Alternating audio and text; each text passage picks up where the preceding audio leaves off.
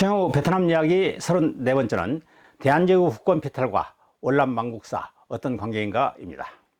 여러분, 영상에 보여드리는 이 사람 기억하시나요?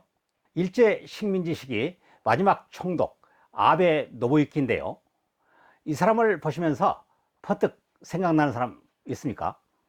예, 그렇습니다. 아침마다 거수경례를 하면서 관저에 출근하는 모습을 보이는 그 사람 생각나시죠? 아베 신조. 그 사람 집안의 위세가 아주 대단합니다.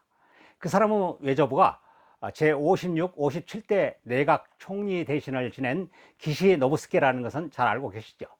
기시 노부스케의 사위인 아베의 아버지 아베 신타로는 자민당의 핵심 요직인 간사장, 총무회장, 정무조사회장을 역임하고 당대표에 2번이나 도전했다가 실패한 일본 자민당의 실세였습니다. 당대표는 총무 대신이 되는 것이니까 총리에 도전했다가 실패한 것이죠. 그럼 아베 노부유키와 아베 신조는 어떤 사이일까요? 일부에서는 아베 노부유키가 아베 신조의 할아버지라고 하는데요, 사실과 전혀 다른 얘기입니다.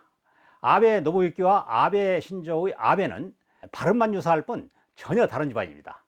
한자 표기를 보면 쉽게 아실 수가 있습니다.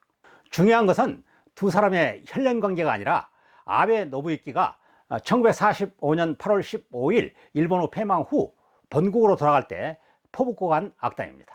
그는 일본으로 돌아가면서 다음과 같은 악담과 저주를 퍼붓었다고 합니다.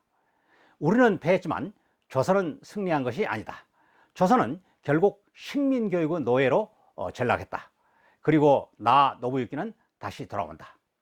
일본과 함께 제2차 세계대전을 일으켰다가 패전국이 된 독일은 그들의 잘못을 진정으로 뉘우치고 피해자가 그만하라고 할 때까지 사과해야 한다고 하면서 지금도 진심 어린 사과를 계속하고 있습니다. 제1차 베트남 전쟁에서 패전한 프랑스도 그들이 베트남에서 철수한 후 미국의 전쟁 개입을 적극 완료했습니다. 그러나 섬나라 일본은 특이합니다.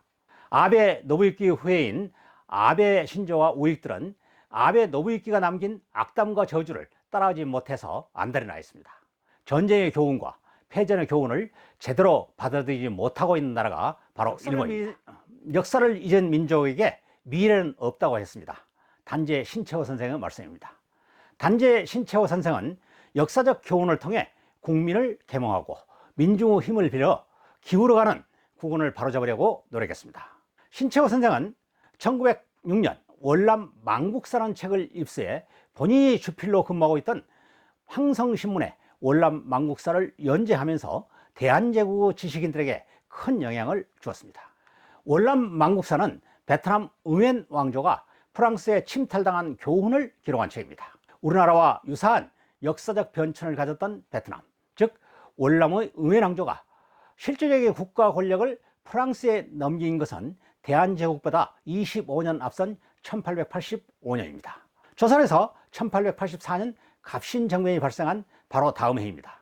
프랑스가 베트남의 국권을 침탈하는 과정은 지난 시간 최영우 베트남 이야기 31번째에서 말씀드렸습니다.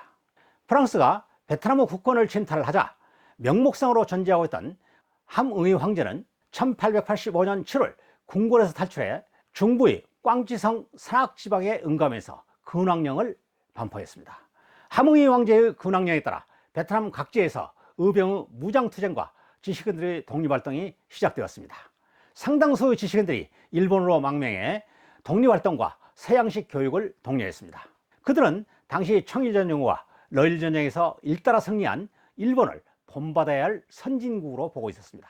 대표적인 인물이 판보이쩌우입니다. 그는 일본으로 망명해 먼저 일본에 와 있던 중국의 정치 사상가인 량치차오, 즉 양계초를 만나 베트남의 국권 피탈과 식민지 현실, 중국이 직면한 위기, 일본의 예상 전략, 조선의 미래 등에 대해 깊은 이야기를 나눕니다. 그때 두 사람의 나눈 이야기를 정리한 것이 월남 망국사입니다. 이 책이 출간된 1905년부터 대한제국 지식인 사이에서 많은 관심을 갖게 되었습니다.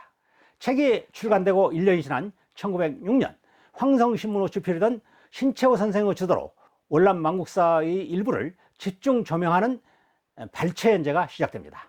이와 별도로 당시 번역가이며 저술을 했던 현채가 이 책을 구간문체로 번역해 독자들의 폭넓은 호응을 얻었습니다.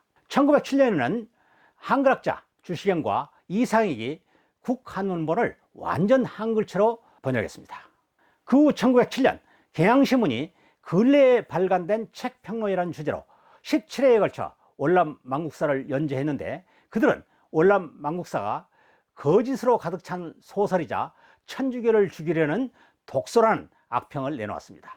당시 경향신문 발행인이 프랑스 신무 프로리안 데멘지였기 때문에 그들의 의도를 짐작할 수 있습니다. 한편 월남망국사에 대한 독자들의 폭넓은 관심은 일제의 입장에서 눈의 가시와도 같았습니다. 일제는 1909년 출판법을 새로 제정해 월남망국사가 사회의 안녕 질서와 풍속을 저해한다며 금서로 지정했습니다. 그때부터 월남망국사는 일제가 물러갈 때까지 음지에서만 읽을 수 있었습니다. 그 후부터 월남망국사와 관련된 기록은 확인할 수 없습니다. 그러나 저는 베트남, 즉 월남망국사가 나라를 잃은 대한제국의 선각자와 민중에게 많은 영향을 주었을 것이며, 1919년 3.1운동과 이어진 독립활동에서도 직간접적인 영향을 주었을 것으로 보며, 앞으로도 두 나라가 처해 있는 지정학적 교훈을 잘 활용할 필요가 있다고 생각합니다. 여러분의 생각은 어떠신지요?